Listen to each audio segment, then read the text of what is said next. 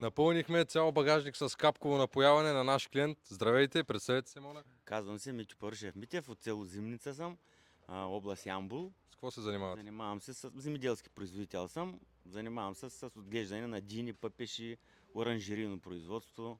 Даже в момента съм заложил на пъпеши. Как върви бизнеса? Доволен съм. Има работа. Пъпеша е кихлибар. Колко капково използвате? Колко ви трябва?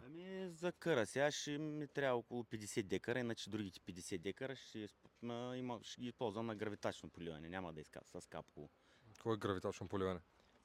От хидранта директно поливаме с вади. Супер. Ето, напълнихме го. Сега ще му качим още няколко ролки има приготвени, заминава и отива да ги опъва на полето. Дано да остане доволен човек. Нали така, господине? Да. Благодарим много. За повече информация свържете се с мен, Стоян Иванов от agrozvezda.com. Супер, добре.